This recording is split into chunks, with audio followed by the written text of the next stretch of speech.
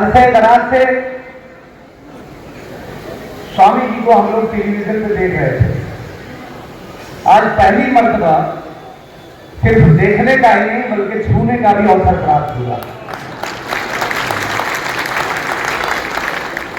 स्वामी जी ने मुझको गले लगाया, मेरे सर पे हाथ फेरा और मुझे नाम लेके पुकारा।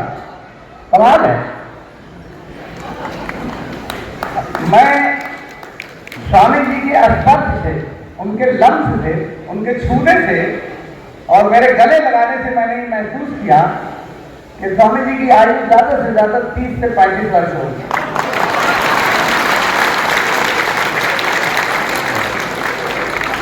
लेकिन फिर मैं सोचने लगा कि 40 साल से तो मैं टीवी पे ही देख रहा हूं,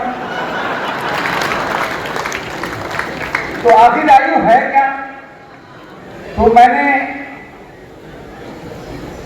एनपी सिंह साहब मेरे बगल में बैठे हैं, धीरे से उनके कान में पूछा कि साहब ये स्वामी जी की उम्र दरअसल है कितनी? तो डॉक्टर साहब ने बताया कि सही तो मुझे भी पता नहीं है, लेकिन 60 से तो वही होगी। अब इसमें राज क्या है ये समझना मुश्किल है कि 60 से 70 के बीच वाला व्यक्ति 30 और 35 का दिखता है, क्या कारण है? ये बड़ा विषय है रिसर्च का। मगर मेरे जो धर्म की मान्यताएं हैं, दरअसल उसे मुसलमानों ने छोड़ा है, जो पिछड़ा हुआ है। हमारे धर्म ने यह बताया कि जिस देश में स्वास्थ्य की व्यवस्था अच्छी हो और शिक्षा की व्यवस्था अच्छी हो, उस देश को, उस परिवार को तरक्की होने से कोई रोक नहीं सकता। माननीय स्वामी जी, आपने स्वास्थ्य के क्षेत्र में कब से काम करना शुरू किया है मुझे पता नहीं है, और कितना काम किया है ये किसी को पता नहीं होगा। आपने योग को हमारे देश से निकालकर विदेशों तक पहुंचाया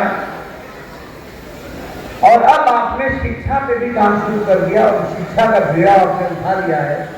मुझे आशा है कि इस क्षेत्र में भी आप कीर्तिमान स्थापित करेंगे और जिस तरह से आपने देशी को विदेशी तक पहुंचाया, विदेशों तक पहुंचाया, आपकी जो एक चीज है जो मुझे बेहद भाती है और मैं बिल्कुल आदर्श मानता हूं और फैन हूं कि आप हमेशा यहाँ के प्रोडक्ट को वरीयता देते हैं, जो कुछ यहाँ बनता है उसके बारे में सिखाते हैं और याद दिलाते हैं कि कभी ये भारत विश्व गुरु था।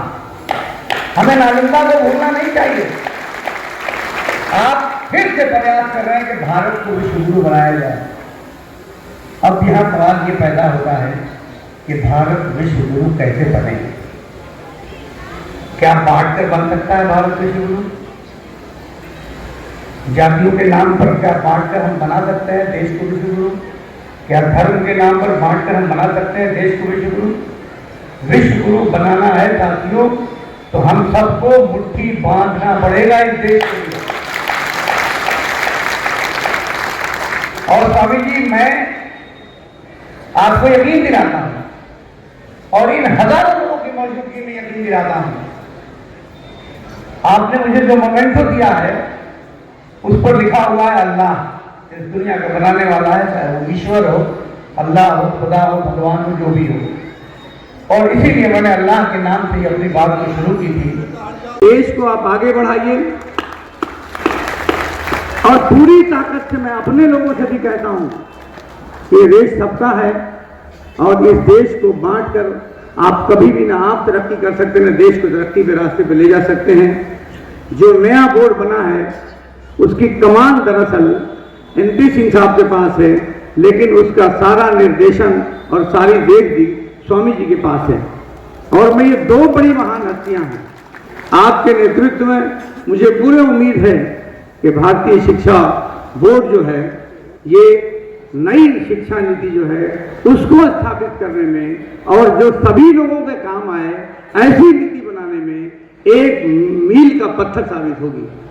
और मैं चाहता हूं कि आप सब लोग भी जो नई शिक्षा नीति है या भारतीय शिक्षा बोर्ड है उसके जो करिकुलम है, उसकी जो नीतियां हैं, उसका जो बाइलाज है, उसको स्टडी करना चाहिए और पढ़ना चाहिए, और मैं भी उसको पूरी तरीके से स्टडी करूंगा।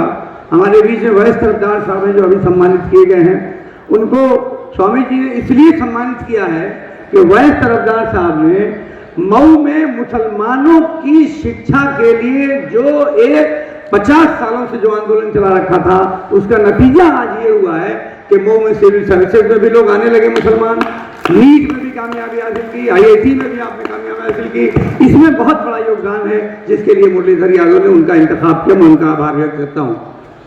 मुरलीधर यादव जी से एक बात कहना चाहता हूँ, और मैं आप सब लोगों के माध्यम से बात रखना चाहता हूँ कि मुझे वो वक्त भी याद है जब मुरली के पिता विजय शंकर यादव जी, स्वर्गीय विजय शंकर यादव जी, एक टूटी हुई साइकिल से मोहल्लों मोहल्लों में जाते थे और दरवाजा खटखटा कर लोगों से कहते थे कि मेरा एक छोटा सा विद्यालय है, उस विद्यालय में अपने बच्चे को भेजिए, मैं उन्हें पढ़ाऊंगा। और आज उनका सपना साकार हुआ है, तो 10,000 से ज्यादा बच्चे यहाँ शिक्षा प्राप्त करते हैं, 1,000 से ज्यादा शिक्षक हैं, 1,000 से ऊपर यहाँ दीगर स्टाफ हैं।